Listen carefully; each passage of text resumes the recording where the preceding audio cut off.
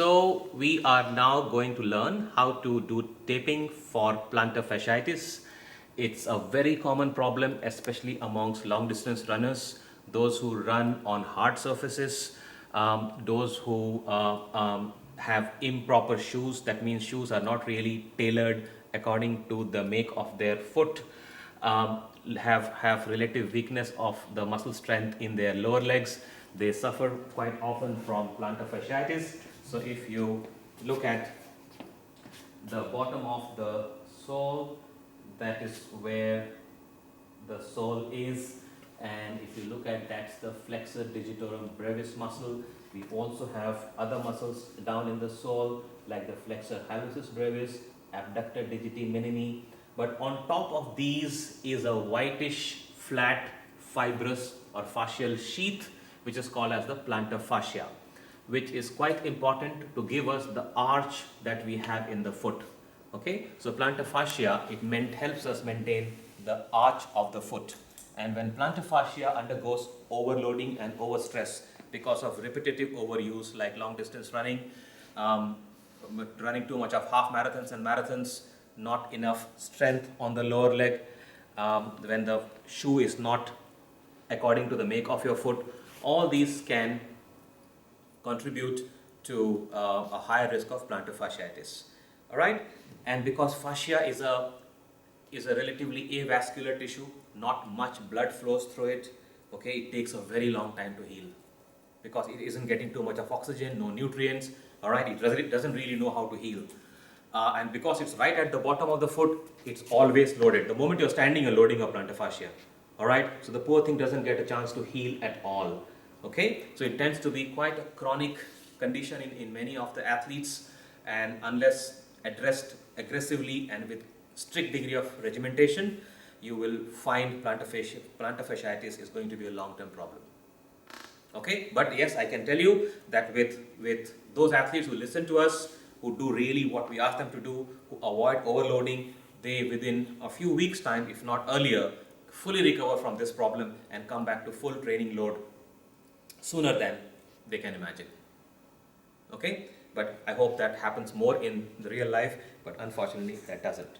So what we're going to do now, you need to come over here and maintain this angle. All right, so this is the sole of the foot, and when you press here, you will actually feel a nice fibrous sheath, plantar fascia, which would start somewhere from here and spread across the width of the foot and gets attached to the tendinous insertions of the muscle here. So the way we want to tape for plantar fasciitis is, we will now use, you see the narrow width. This is a 25 millimeter width tape. It's not the 38 millimeters, and this is particularly suited for a condition like taping for plantar fasciitis. So what I'm going to do, I'm going to just create 1 or 2 anchors at the top. Now he has a bit of hair there, so we will protect it. So make sure, you see there's a little bit of vegetation there, and we are going to just make sure that it's enough covered so that that part is not affected. All right, so now what we'll do is we will create an anchor here, which is somewhere on the ball of the foot, the front 2 balls of the foot. So we will make sure that we have 1 anchor there, and because it's a 25 millimeter, we will just make sure that we have 1 more anchor. Yeah, that's very nice. Okay, remember, this is not an elastic tape, so don't try to pull it unnecessarily. Be firm, but don't try and pull it.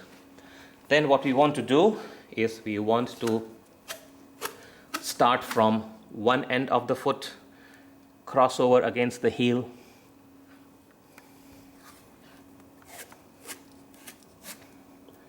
and finish it where we started. Okay, easy? Then stick. Then the second is exactly the same. We start from the other end of the foot, we make an X, crossover,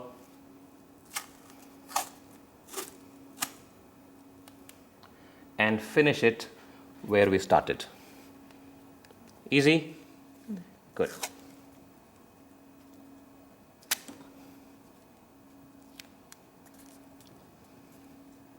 And then you put this entire thing in place. Then the third step is exactly similar, but now we start from one end and cross over to the other end. So what we're going to do is we will start from one end, but we are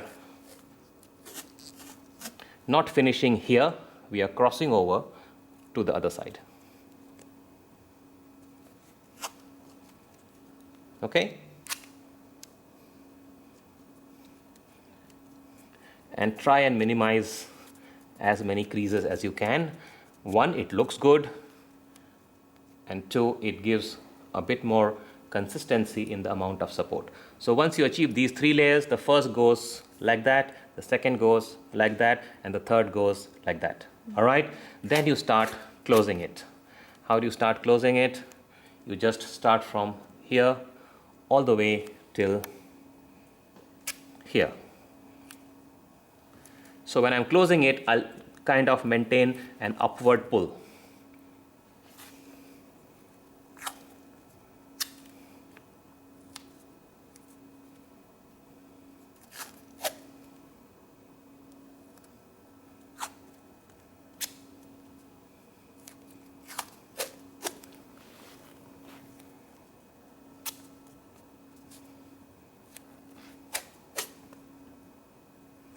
So keep doing this all the way to the top.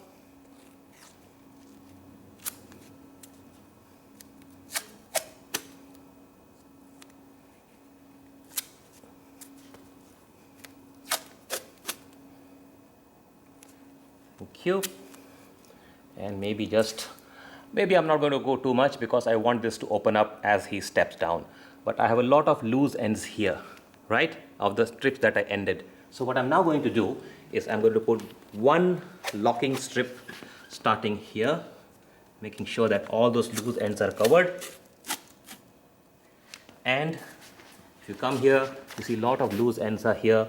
I'm going to close them up. Okay? So that is how you tape for providing an arch support in a case of plantar fasciitis. Okay? Good.